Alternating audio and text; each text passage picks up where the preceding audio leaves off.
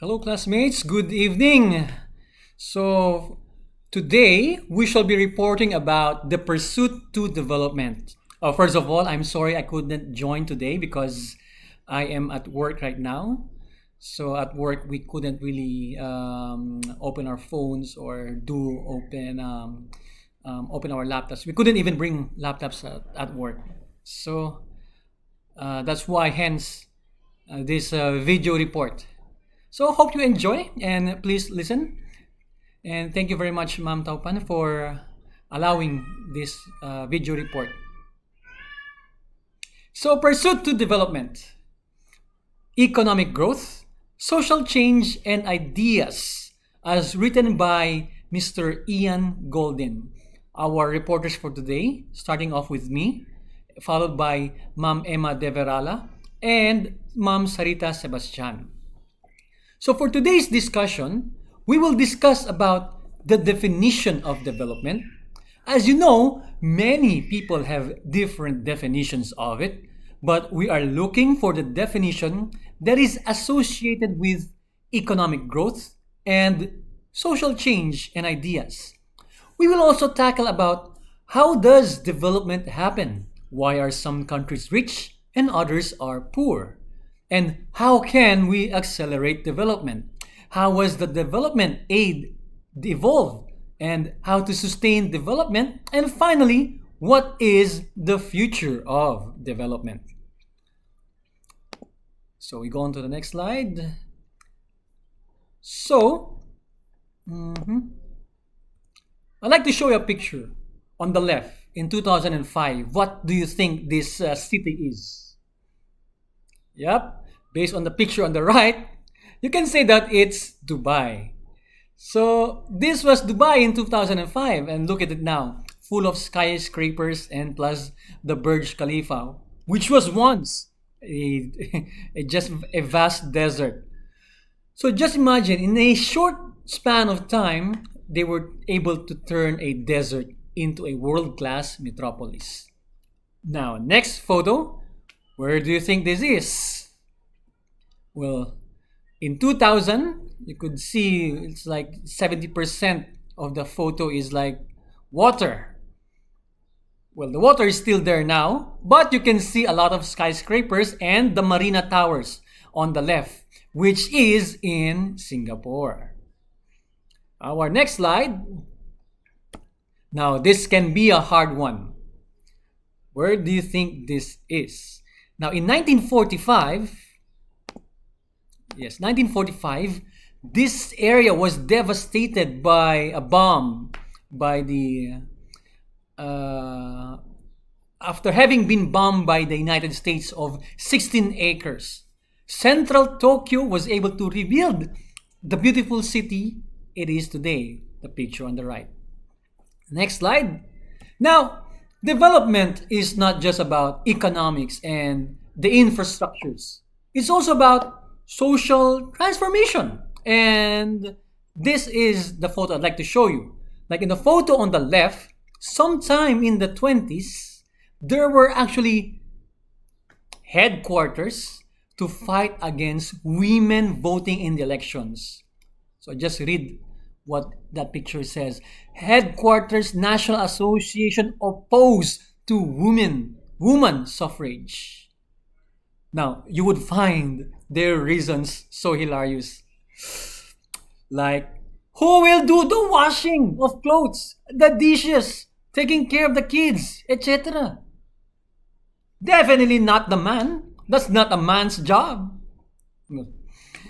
What's worse is that some of the leaders of this movement were actually women themselves.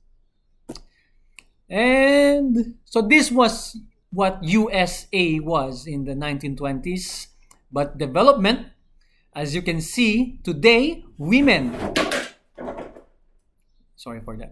As you can see, women today are voting and even being elected in national or any electorate positions.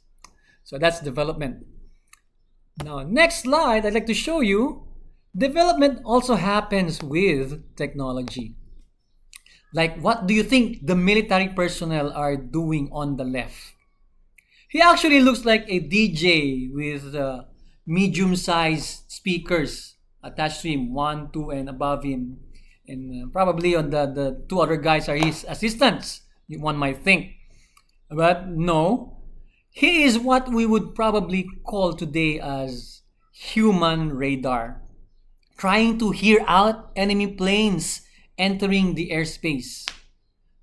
So I just hope he would know the difference of the sound of an attack helicopter versus the sound of maybe just a swarm of insects passing by or a bee. So of course they would be trained to that for that purpose. On the right is actually what we call today as radars. This is an actual photo of how we do it in Manila Radar. So that's me and my apprentice. And someone asked me, JB, did you encounter any aliens or UFO, unidentified flying objects on radar? Well, I don't believe in aliens. No, they're all just conspiracies. But yeah, there are some planes that are not registered on radar. So they are called unknown aircraft, not necessarily aliens. Okay, next slide is, well, development also happens in shift in ideas. Like before, activism revolves around a central organization and mobilizing other groups. But today, activism is started with information of the cause and many people jumping in, fighting for the same cause. Stand by. Like for example, a few years ago, one guy uploaded a video of a turtle suffocating from a straw lodged in its nose. The turtle was dying, and so he saved the turtle by pulling a long straw from the nose. So the internet and everyone worldwide jumped in and pushed for the ban of the usage of plastic straws, which is why today, whenever you sip your Coke float at McDonald's, the straw melts away before you could finish your drink. Yeah, so that is activism today. And next, our lifestyle has also transformed. So 2005, this is how you attend a concert or a seminar. Today, this is how you do it with all just phones, flash, videos, recording, etc. Which, I don't know. Of course, it is a good thing, I guess. And yes, technology has made us lazier. Okay, now, but not all development involves great-looking infrastructures. Some have just need to adapt on simple things that can invite tourism. Like this photo is a place considered to be in the top 3 most expensive cities in the world.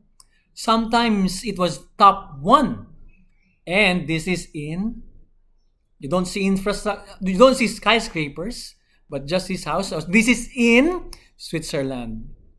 You would find all the hotels, homes, restaurants, and other business establishments in cabin houses just like these. So these are widely seen in tourist areas in Switzerland. So they don't need to build tall skyscrapers to attract tourists. These simple houses, cabins, are very attractive already. It's very nice to stay there. Okay, so upon presenting to you the photos of what development is, we now go to the scholarly definition of it. Excuse me. So according to the author Ian Goldin, it is the ability to shape one's circumstances for the better. And so it could be, you have improved in a skill that, would make you more employable. That is part of development. So Paul Strittin Sorry. So if we in any aspect are able to change for the better, again that is development. So even in the simplest things we do, like earning a degree, learning a new skill, these are all development. Paul Streetin says to provide all human beings with the opportunity of a full life. That means when we are able to do the privileges entitled to us, then we are developing. Like if you are able to go to school, enjoy the leisures in the community, like walking to the park, watching a movie, going to school, or buying your necessities, and all these that makes you feel happy, then you are developing. So for development to happen, it should be able to create the conditions for the realization of human personality.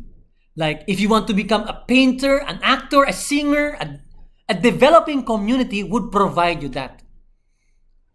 Most especially if it's for free, that you can learn all these things.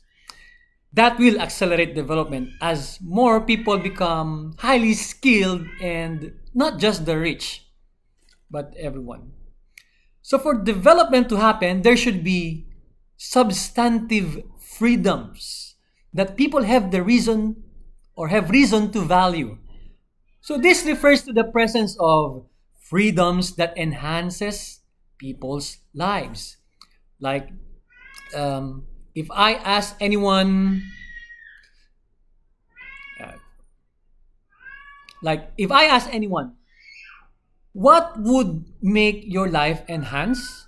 The easiest answer would be more money. How many of you would say that winning $1 million would make your life enhance? Raise your hand. But of course, me as well, $1 million definitely is life changing and is guaranteed to bring you development on a personal level. But money is not what we talk about substantial freedom. True enough that it does help and increase your freedoms.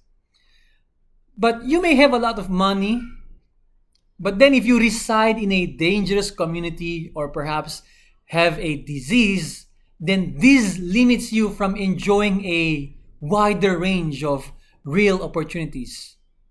Thus, it is more effective to invest in programs, in activities that shape the human's personality, that builds a person.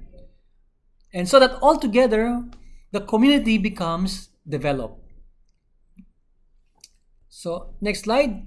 Now, there are some metrics in or different ways to measure development. Before, we used to label countries according to their involvement with the Allied forces against the Soviet Union.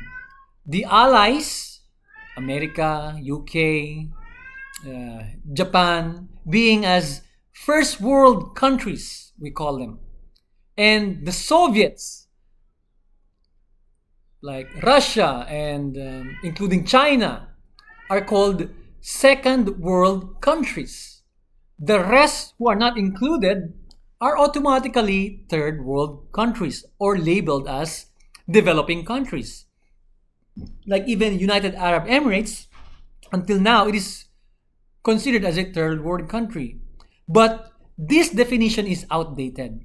More and more metrics have been devised to measure development, like the Happiness Index, GDP or GNI, and the Human Development Index. But it doesn't mean that a country with high GDP is actually more developed than others with lower GDP. Like, for example,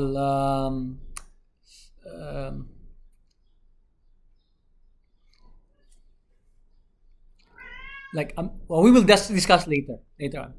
But GDP and GNI, this just measures the income of the country, and you also have the happiness index.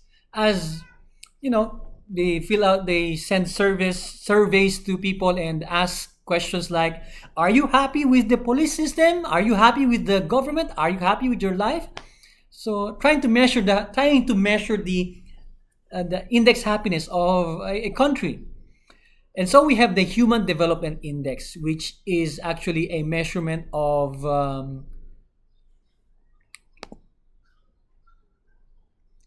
three things. It measures life expectancy at birth.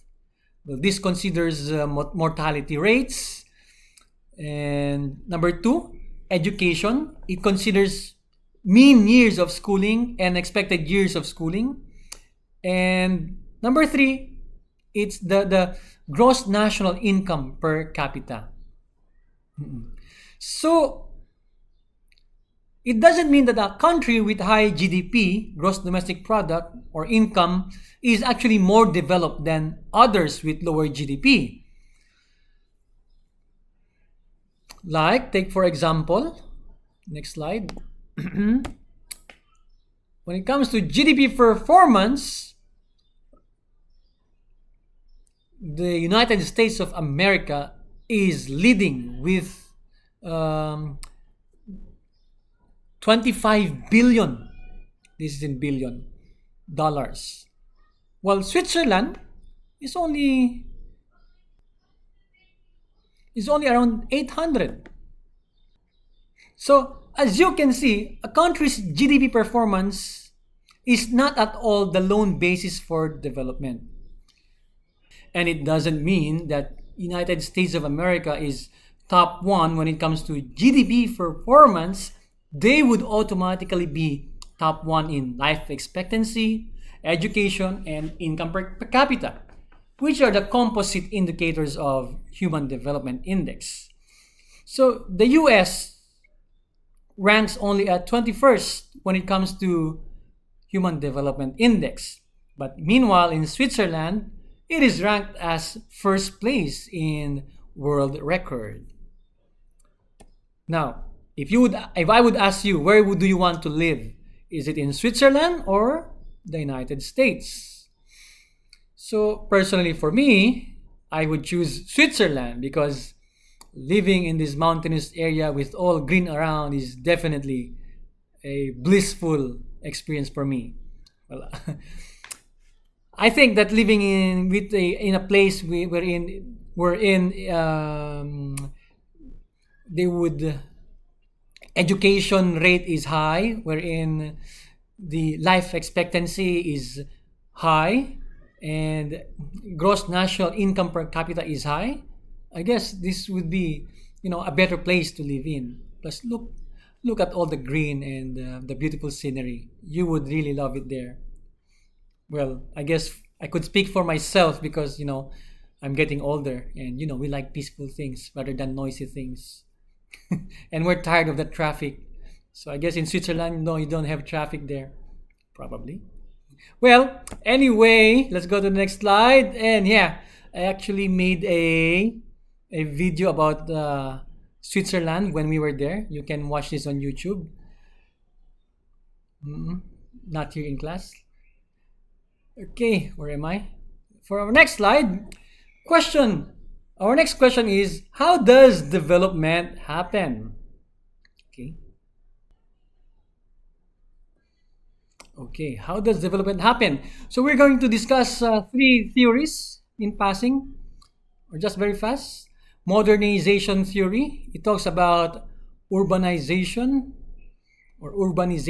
or however you want it to say it. Dependency theory. And the Neoclassical Development. So modernization theory, it is about stand by, let me check if it's still recording. Yes, it is. Okay, modernization is about urbanization, more and more people living in an area, accompanied with doing a lot of trade, both locally and internationally. It sees a shift in its demography. Demographic data like your age. So it sees increase in life expectancy, and or decrease in mortality rates, increase in sex. Oh, just kidding. Sorry. Increase in lifespan. Oh, I said that already, etc. So it also sees a move away from subsistence. What is subsistence? Meaning people who just keep on farming to feeding themselves. So, the kind of people we're in, they just siembra coco, come coco, and then a la mañana, kusigata, make everything use out of the cocoa. So modernization is about doing other things than that, expanding their horizons. So evolving to do more trade. So probably, if you would be just you are just a hunter in the woods, hunting daily for, let's say, what do you hunt in the woods? Let's say you're hunting for rabbits and you eat rabbits from the forest or whatever you could find, maybe a deer. And eventually modernization is about doing away from subsistence. So doing away from eat, hunt. Maybe you could collect all the rabbits and the animals you could find in the forest and build a zoo and make money out of it. So that is just a funny example. So next is dependency theory. It's about ending dependence on advanced economies so that they can stand on their own. The implication was that the only way in which countries could escape the trap of declining terms of trade and underdevelopment was to end their dependence on the advanced economies by stopping the import of manufactured goods and export of primary goods. A related concern was that foreign firms and investors were seen to be highly exploitative, extracting resources and transferring value out of the country. So by cutting these dependencies, it allows the country to grow. A good example is USA, which originally was what colony? British. And they were sending their taxes back to the British Empire. So until such time they felt that it's not right. So they cut their ties and eventually wanted to grow as a separate country. So they don't want anymore to become a colony of the British Empire. Eventually they became United States of America in the long run. So next is Neoclassical Development. It's moving away from a statist-led development into a market-driven development or into a free market. This is basically saying that to cut or reduce the hold of the government in corporations, making it more privatized, giving it more to the market, letting the market, a free market, decide. Now, in the neoclassical development, these are some points that I'd like to read to you on what they would like to happen. Like A is the end of fixed price controls for agricultural products in order to encourage farmers to produce more.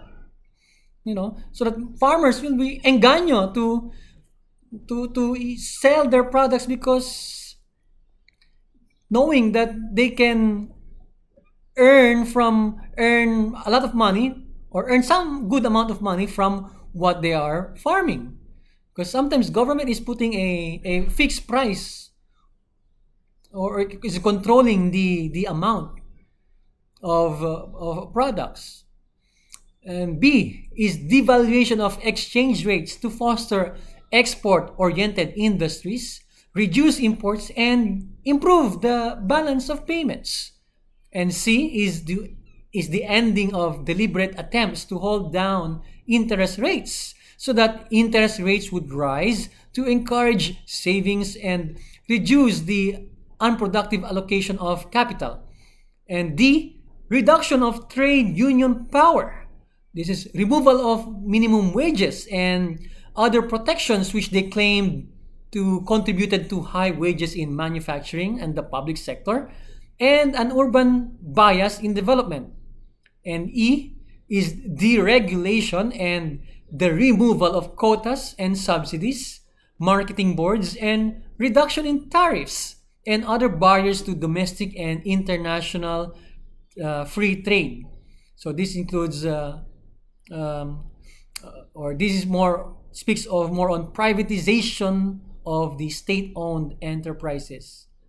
Although some of these I personally agree, I just don't agree with too much of it because it really sounds um, too much of capitalism.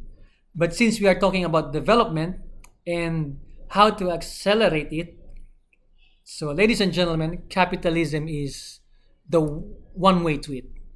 Next, we are going to discuss why are some countries rich and others are poor. So one reason, here are the reasons. One, uneven development, poverty and inequality, and different development outcomes. So, okay, pause for a while. So, recording again. So, when it comes to uneven development, let me show you this graph. So, the y-axis says about the GDP per capita in dollars. You have 5,000 up to 25,000. On the x-axis, the years from 1870 to 2010. So this graph shows us GDP per capita for selected regions in the world. You have Western Europe, Latin America, Asia, Africa, and the world. Now you can see in 1870, they were all somewhere in the 3,000 and below mark. But as years go by, look at in 2010, it is very evident that the graph diverges, giving Western Europe a very huge increase compared to the rest of the world. So clearly, as seen in this graph, it is diverging. So now the important question here is, why is it diverging? No? Let's go back again. As you can see in the graph, they are diverging. So why is it diverging?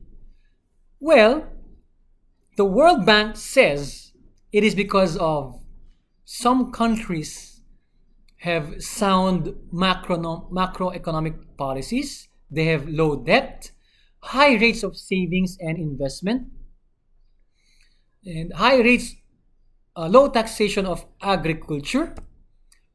They promote selective industries. They promote export. They have a technocratic civil service, and they have authoritative leaders. And they have found this in East Asia. That's why the World Bank calls it as the East Asian miracle, having all of these qualities. So that's why it's diverging. And income measures are only one dimension of poverty. Other indicators include those relating to infant and child mortality, illiteracy, infectious disease, malnutrition, and schooling are also important. So as you can see in this graph, I have put here South Asia and East Asia and Pacific. So some countries progress has been across the board, whereas others have managed to achieve very significant progress on one dimension but have fallen back on the others. Like look at South Asia. They pretty much do well in primary school enrollment. 89.5%. But when it comes to infant mortality rate, they have 42 deaths per 1,000 live births in 2015. So,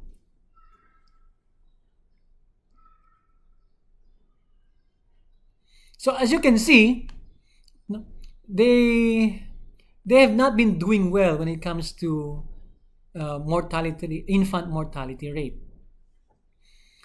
And for East Asia and Pacific, you can see that we are pretty doing well in adult literacy, primary school enrollment, and even in immunization.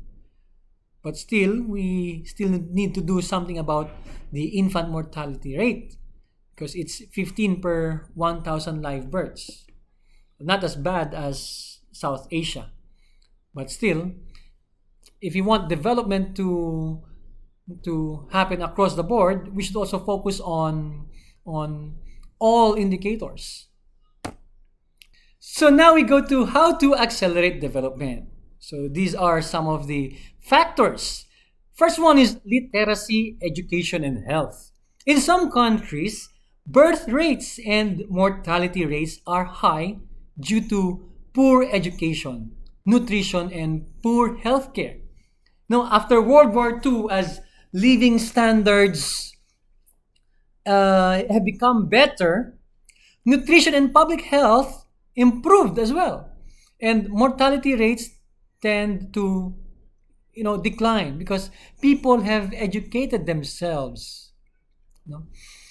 So second is gender and development.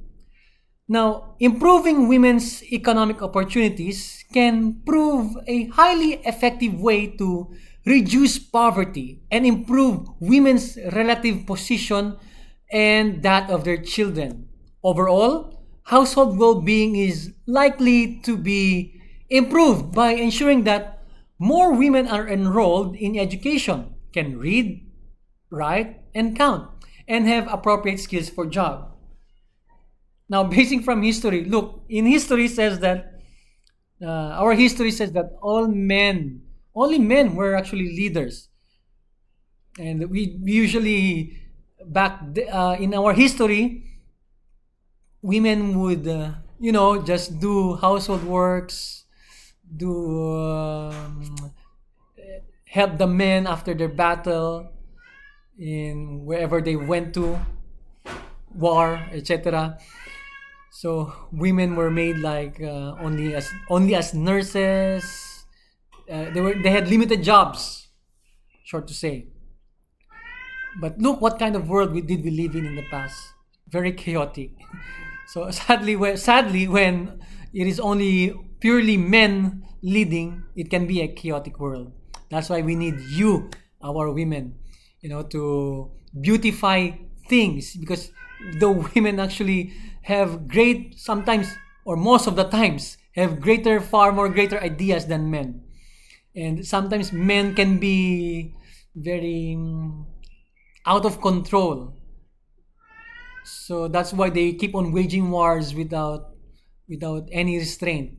But the women, on the other hand, have a high sense of control. And I think they can lead, in some ways, they can lead the nation better than men. So great job for the women. So gender and development, we need both men and women to participate in development. So not just one gender. Third is agriculture and food. Now, with regards to this, policies such as price controls and export restrictions, which discriminate farmers and seek to create cheap urban food by holding down agricultural prices, can lead to rising poverty, especially where the bulk of the poor, they're from the countryside. So low agricultural prices depresses these communities, depresses this rural income, their rural income. So as well as the production supply and of their food and agricultural products.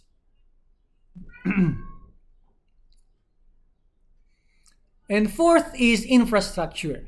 Now, infrastructure provides the material foundations for development.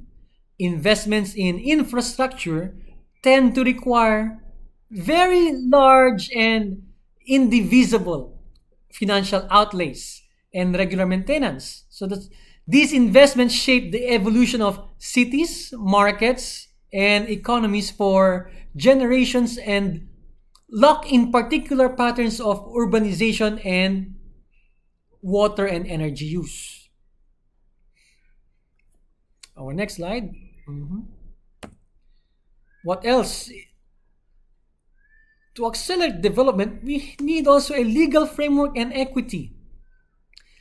So an effective legal and judicial system is essential or is an essential component for economic development as it is for human development and basic civil liberties. This ensures that decision making and justice are not determined by individual favors or corruption, and that all citizens have equal access to the rule of law, which is vital to overcoming inequality and social exclusion. It is also required for the creation of a transparent and well-functioning financial market. Now, several studies have shown that access to legal information and the rule of law can enhance participation and promote socio-economic development by empowering the poor and marginalized to be able to claim their rights and take advantage of economic and social opportunities and resist exploitation. The law and the courts can play an important role in defining liberty and guaranteeing economic and social opportunities. And number 6, war and conflict, ladies and gentlemen, reverses development. So not only through death and destruction, but also debilitating development by destroying and degrading infrastructure institutions and social cohesion. Now,